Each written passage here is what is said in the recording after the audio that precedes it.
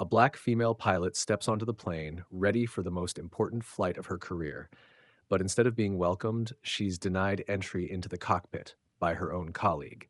They don't believe in her. They question her abilities.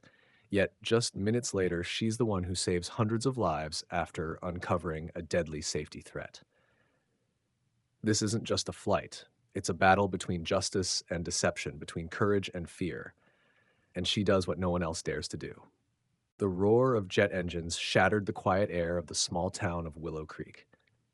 7-year-old Avery Morrison dashed into her grandmother's backyard, her black curls bouncing in the wind.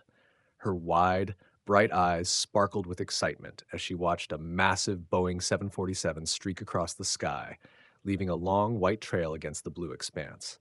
From the porch, her grandmother stood with a flower-streaked apron, a kitchen towel still in her hands. She smiled knowingly as she watched her granddaughter lose herself in awe. This wasn't the first time Avery had run outside whenever a plane soared above their town. "One day, Grandma, I'll be up there too," Avery exclaimed, her voice filled with pure excitement and determination. Her grandmother slowly stepped down the porch, placing a weathered hand on the young girl's shoulder. Her hands were rough from years of working as a nurse and fighting for civil rights. "No, Avery," she corrected gently, her eyes both warm and unwavering. "One day, you won't just be up there, you'll be the one flying it." Avery turned to her, her eyes round with wonder. "I can really do that?" "You can do anything you want, as long as you never let anyone tell you that you can't." Those words etched themselves deep into Avery's young mind. From that moment on, her love for the sky was no longer just a childhood dream. It became a goal, a mission, one she would chase with everything she had. But the road ahead would be anything but easy. Avery grew up in a modest neighborhood. Life was never unbearable, but it was never easy either. Her mother worked 2 jobs to keep food on the table, while her father was barely around. He moved from state to state, picking up temporary jobs, always promising to return but never staying for long. Each time he called, Avery hoped for something real, something certain, a promise she could believe in, a plan that wouldn't fall apart, but nothing ever changed. Over time, she stopped hoping altogether. No matter how exhausted she was, her mother always made sure Avery got the best education possible. "Only school can change your life," she would often say. But she also worried. The aviation industry wasn't an easy path, especially not for a black girl. She knew the obstacles waiting ahead for her daughter, but she never discouraged her. She only reminded Avery that if she wanted to fly, she would have to fight twice as hard as everyone else. Avery understood that. She saw firsthand how the white kids at school were treated differently. Teachers always seemed surprised when she aced her math and science tests, as if a black girl couldn't possibly excel in those subjects. Some of her classmates never said anything outright, but their looks said enough. She didn't let it get to her, or at least she tried not to. Instead, Avery focused on what she could control. She spent hours buried in aviation books, studying jet engines, aerodynamics, and the principles of flight. By the time she reached high school, she joined the aviation club, fully aware that she was the only black girl there. Some of the parents exchanged skeptical looks. A few whispered that it was just a phase, that she would eventually give up. But Avery didn't care. She studied harder, trained longer, and put in more effort than anyone else. Every night, as she sat in front of her flight simulator, she imagined the day she would take the controls for real, the day she would command a massive aircraft and soar into the sky. And every time, she heard her grandmother's words echo in her mind: "Don't let anyone tell you that you can't." That became her guiding principle, and she was determined to prove her grandmother right. 3 years passed since Avery first set foot in the aviation club, and not once did she waver. The long nights studying flight theory, the endless hours on the simulator, the doubtful looks from those around her, none of it shook her. If anything, it only made her more determined. The day Avery received a scholarship to one of the nation's top aviation schools, Evelyn Morrison shed tears of pride. The elderly woman clutched her granddaughter's hands, her voice trembling but filled with unwavering strength. "I told you, one day they'll write about you." Avery smiled, her heart swelling with emotion. She had overcome her first barrier, but she knew the real challenge was only just beginning. Stepping into flight school was a completely different world. On her first day, she tightened the straps of her backpack and walked into the grand entrance hall, where hundreds of eager students buzzed with excitement about their futures. But within minutes, she realized something. She was one of the very few black students there, and without a doubt, one of the even fewer women. The stares she received weren't hostile, but they weren't entirely welcoming either. Some were merely curious, others were quietly doubtful, and she knew exactly what that meant. Near the entrance, a group of male students stood chatting, laughing amongst themselves. As Avery passed by, she caught a whisper from one of them, laced with amusement. Does she actually think she's going to fly a plane? She stopped for a brief moment, turning toward them, not with anger, but with a calm, unwavering gaze. I don't think so, she replied evenly. I know I will. Then she walked away, leaving behind stunned faces in her wake. The first few months were anything but easy. The coursework was intense, the rules were strict, and the pressure to prove herself weighed heavily on Avery's shoulders. She learned to navigate an aircraft, memorized hundreds of technical specifications, and practiced flight maneuvers in simulators for hours on end. Some instructors were fair, evaluating students purely on skill and performance, but others were not. One older instructor, a former combat pilot, made a habit of ignoring Avery's questions in class. Once, when she asked about engine failure procedures in severe weather conditions, he merely glanced at her before continuing his lecture as if she hadn't spoken at all. Avery understood, and she refused to let it discourage her. She focused on those who believed in her. Ethan Delgado, a flight training instructor, was one of them. He didn't care about race or gender, only about whether someone had the skill to fly. You have a natural feel for the controls, he told her after a training session. Trust your instincts and don't ever let anyone tell you that you're not good enough. Avery nodded, committing his words to memory. Outside of class, she still faced quiet but persistent prejudice. Some male students mocked her dedication to the flight simulators, suggesting she was just trying to compensate for her so-called natural disadvantages. One day, as she walked into the student lounge, a group of cadets sat lounging around, discussing an upcoming flight test. A tall student leaned back in his chair, smirking as she entered. You sure you want to be a pilot? He asked, voice dripping with sarcasm. This isn't an easy career. Avery met his gaze without hesitation. I know, she said coolly, and I also know that I'm good enough. She didn't need anyone's validation. She knew her worth.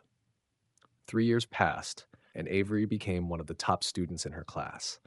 She logged hundreds of hours in real flight training, aced the most demanding exams, and silenced every single person who had ever doubted her.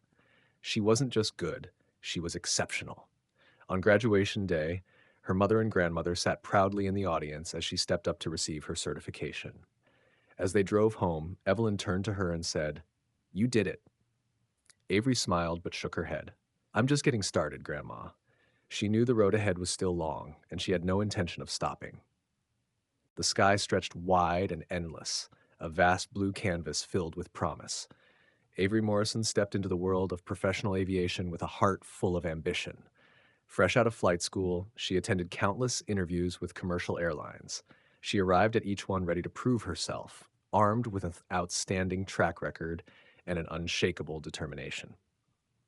But not everyone saw her that way. At one of her first interviews, she sat across from a panel of hiring managers. One of them, a silver-haired man in a sharp suit, studied her resume before looking up with a strained smile. You have a very impressive record, Miss Morrison, he said. But do you think you'd be a good fit for this environment? Avery blinked. I believe my credentials speak for themselves. He nodded slightly, but she caught the hesitation in his eyes. Are you sure you're ready for a demanding industry like this? She understood the real question, the one he wasn't saying out loud. He wasn't doubting her skills, he was doubting her. A black woman in the cockpit was still an unfamiliar concept to many. Avery maintained her professionalism, answering each question with confidence. But as she had expected, an email arrived the next day with the familiar, polite rejection. We have selected a more suitable candidate for the position. Rejections like that came one after another from airline after airline.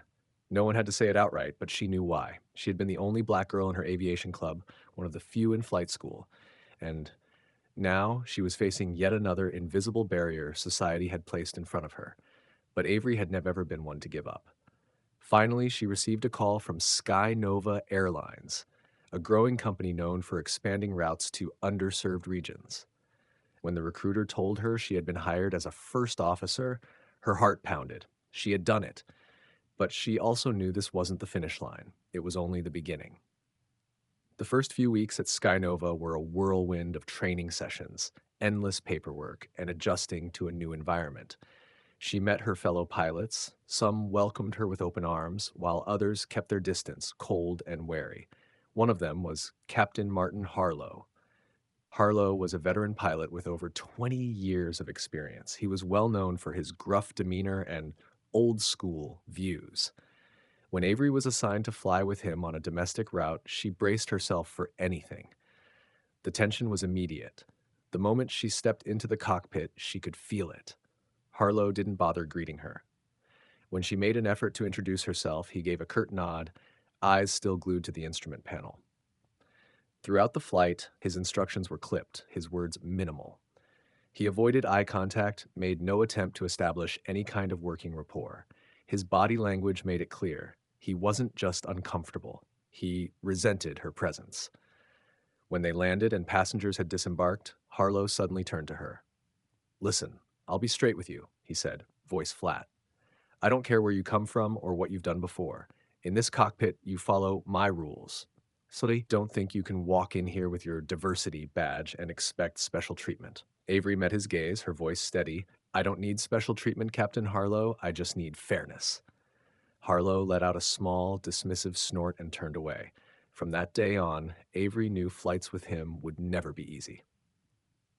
In the weeks that followed, Avery continued flying with different captains. Some were professional and followed protocol. Others were distant, but not openly hostile. But every time she was paired with Harlow, the tension only grew. He made a habit of double-checking her every move, scrutinizing her actions as if waiting for her to fail. He asked her unnecessary questions, ones she knew he never asked male first officers. One day, as they were preparing for takeoff, Avery noticed a slight discrepancy in the fuel readings. She flagged it, but Harlow barely glanced at the screen before waving her off. "It's nothing serious. Let's go." Avery bit her lip. Safety procedures required that all anomalies be double-checked before departure. If she let it slide, she'd be no different from those who turned a blind eye to negligence. "I think we should verify it with maintenance." Harlow turned to her, his gaze icy. "Are you questioning me?" "No," she said steadily. "I'm doing my job."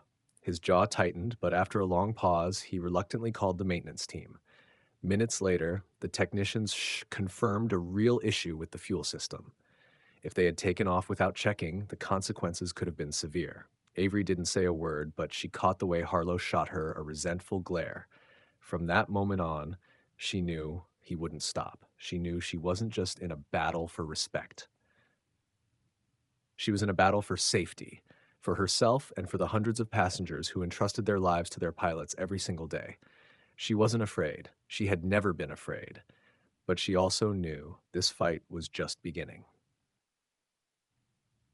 Avery Morrison stepped into the cockpit with her usual sharp focus, but she couldn't ignore the unease that grew inside her whenever she flew with Captain Harlow. Since the fuel incident, his attitude had worsened. He no longer bothered to hide his hostility.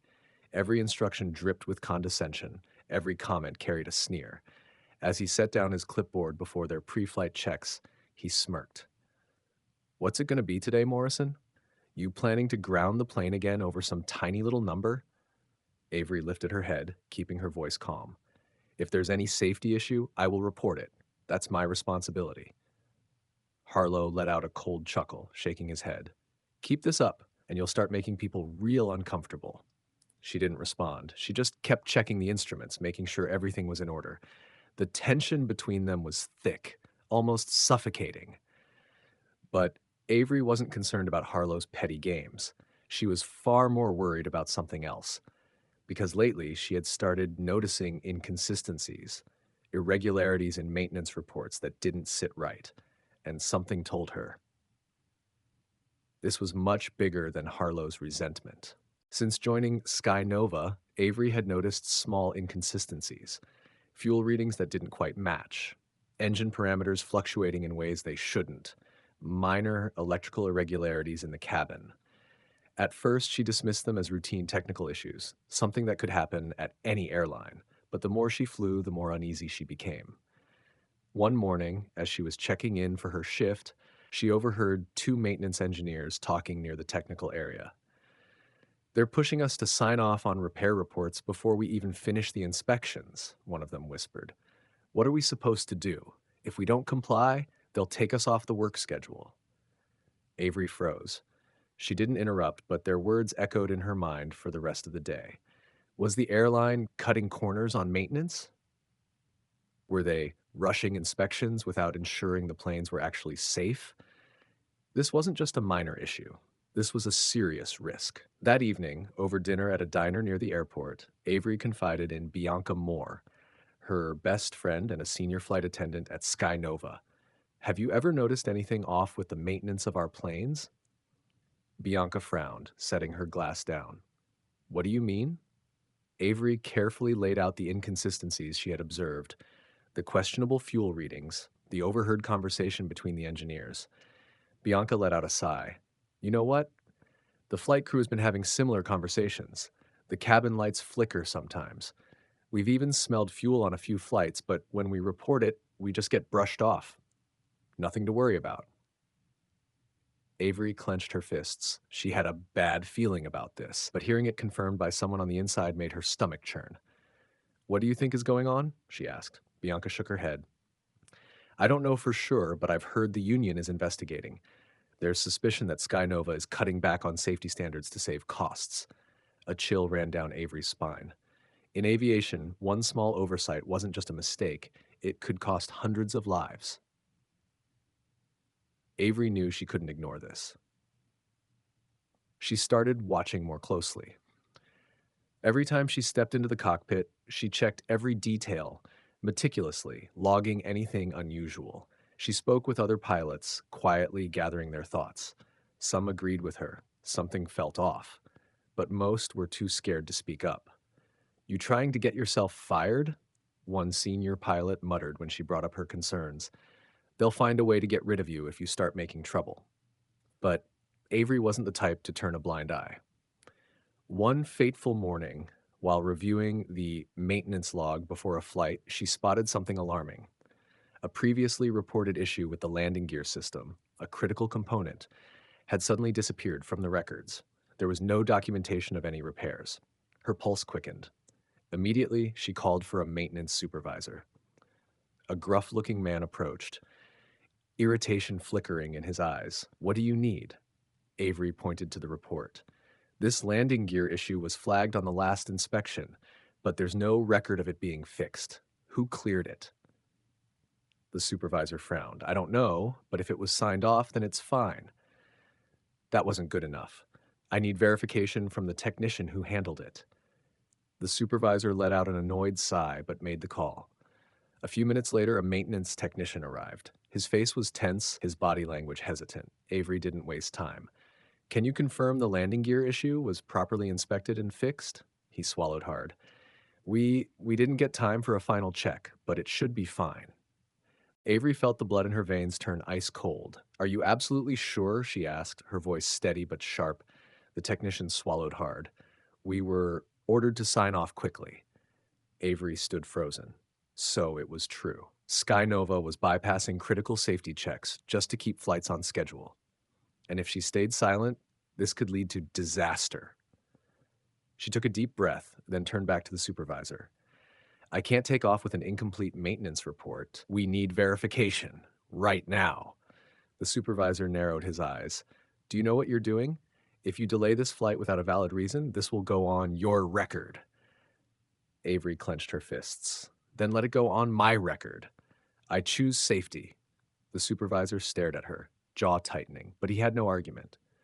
Avery knew that after today there was no turning back. She had just stepped into direct confrontation with the system, but she also knew silence was never an option. Avery stepped out of the office, feeling hollow. The suspension notice was still clutched in her hand, its stiff, impersonal words almost mocking her. She wasn't surprised, she knew this was coming. But knowing was one thing. Facing it was another. Out in the hallway, pilots and flight attendants passed by. Some avoided her gaze. Others looked at her with quiet pity. She clenched her fist. This wasn't pity, this was fear. Skynova had done an exceptional job instilling fear in its employees. If she, a fully trained and highly capable pilot, could be suspended just for speaking up, then who was safe? She took a deep breath, steadying herself. Fine. If they thought they could intimidate her into silence, they were dead wrong. She didn't go home. Instead, she drove straight to a small cafe downtown, where she had arranged to meet Jocelyn Reed, a senior pilots union representative. Jocelyn had spent 3 decades in the aviation industry, a formidable black woman who had helped many pilots fight back against systemic injustice. When Avery had called her about the suspension, Jocelyn had responded with only one sentence: "Meet me now. We have work to do." When Avery stepped into the cafe, Jocelyn was already there, a steaming cup of tea in front of her. She looked up, her sharp eyes assessing Avery as if she had already predicted everything. They did it, didn't they? Avery nodded and sank into the chair. Indefinite suspension. Jocelyn scoffed. They can't fire you outright, so they're trying to make you disappear. Avery pulled the notice from her pocket and placed it on the table. Official reason: failure to comply with operational procedures causing disruption to company operations. Jocelyn let out a dry chuckle, a fancy way of saying, "You did the right thing and we didn't like it." Avery leaned back, locking eyes with her. What do I do now? Jocelyn took a slow sip of her tea, then set the cup down with a decisive clink. The real question is, are you ready to fight? Avery didn't hesitate. Yes. Good, Jocelyn said, her lips curling into a knowing smile. Then we need evidence. For the next 2 days, Avery barely slept. She began gathering every piece of evidence she could find. Her flight logs, where she had meticulously recorded every overlooked technical issue. The maintenance reports, with clear signs of falsification. The conversations with maintenance engineers, the ones who had been forced to sign off on incomplete inspections. She went back to those engineers, the same ones who had quietly voiced their concerns before. At first, they hesitated. They feared losing their jobs. They feared retaliation. But when Avery assured them that the union would protect them, some of them finally dared to speak up. One technician whispered to her in the parking lot one evening, "I have an email from my boss telling me to sign off on an unfinished maintenance check. I never reported it, but I can send it to you." Another left a thick folder of documents on the front seat of her car with only a single note attached. Use this. With each passing day, the full picture became clearer. Skynova had known about these safety issues for a long time. They had deliberately ignored them to cut costs. They had forced maintenance crews to falsify reports. And if Avery didn't speak up, it was only a matter of time before a Skynova plane fell from the sky. With all the evidence in hand, she and Jocelyn moved forward. Step 1. Report everything to the Federal Aviation Administration, FA. Step 2.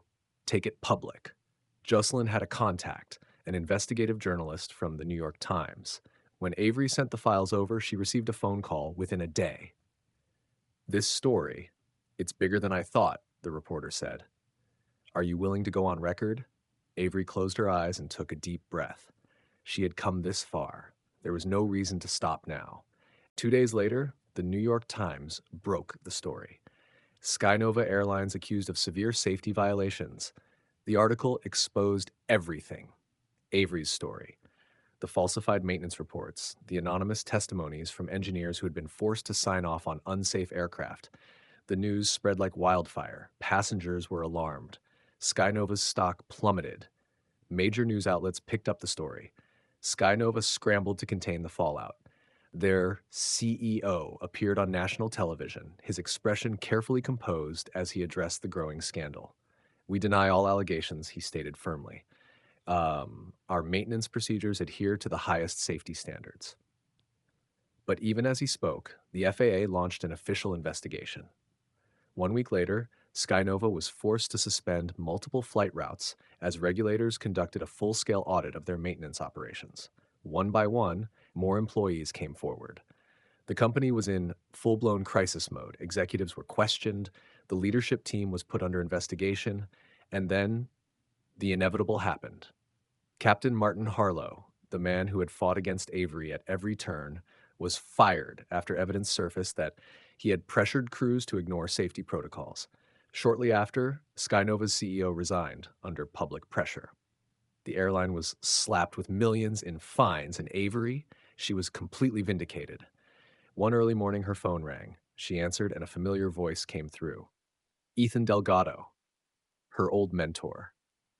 "I've been following your story," Ethan said. "You're one of the bravest pilots I've ever met. We'd love to have you at Atlantic Air as captain." Captain. Avery turned toward the window, watching as the first golden rays of sunlight stretched across the sky. She smiled. "When can I start?" The sky had never looked more beautiful. Golden sunlight stretched across the runway, reflecting off the sleek body of the Boeing 787 Dreamliner. From the cockpit, Avery Morrison, watched as the ground crew busily prepared for departure. Today was an important day. She ran through her final checks, adjusted her headset, and took a deep breath. Then her voice rang out over the intercom, strong, steady, and full of confidence. "Cockpit, this is Captain Morrison. We are ready for takeoff." The words still felt new, yet carried a weight she had spent years fighting to earn. From a little girl chasing airplanes across the sky in a small town to a pilot who had faced discrimination, isolation, and threats, she had never backed down. And now she was here, a black woman in command of one of the most powerful machines in the sky. She felt the gentle tremor of the controls in her hands as the engines roared to life, pushing the massive aircraft forward. Everything else faded into silence, just the wind, just the sheer force of the engines beneath her. The wheels lifted off the ground. Avery felt the entire world open up before her. Everything had changed since the day she stood up and exposed the truth about Skynova. After the scandal, Avery's name was known throughout the aviation world, not just because she had saved hundreds of lives from a potential disaster, but because she had proven that no one could silence justice. But the most surprising thing? Even after Skynova suspended her, she had never felt alone. The moment the article went public, thousands of people spoke out in support. Pilots, flight attendants, even passengers. They sent letters, messages, emails. "Thank you for speaking up. We need pilots like you. Because of you, I feel safer flying." Their words gave her strength, and when Atlantic Air invited her to join them as captain, she knew she wasn't just returning to the sky. She was writing a new chapter in aviation history. After completing her first flight as captain, Avery stepped out of the cockpit and was greeted by Bianca Moore, her best friend and the lead flight attendant on today's flight. Bianca's smile was radiant. "You did it, Avery." Avery smiled back, but there was something distant in her eyes. "Not yet, Bianca. There's still so much to do." Because her story didn't end here. She didn't just want to fly. She wanted to open doors for others. For the black girls who dreamed big, but were told they couldn't. For those who were made to feel like they didn't belong. For those who thought the sky was out of reach, she would help them rise just as she had. And she would never stop. Years later, a young girl stood by the airport fence, eyes locked on a plane soaring into the sky. Her black curls bounced in the breeze, and her wide, bright eyes sparkled with the same wonder and excitement that Avery once had. Beside her stood Grandma Evelyn, now older, her face lined with time, but her pride unwavering. "Do you know who's flying that plane?" Evelyn asked gently. The girl shook her head. Evelyn smiled. "A black woman, and once she was a little girl just like you." The girl's eyes widened. "Really?" "Really. And if you want to, one day you can do it too." Above them, the jet sliced through the sky, disappearing into the endless clouds, strong, fearless, and free. Avery Morrison had conquered the sky, and now she was clearing the path for those who would follow.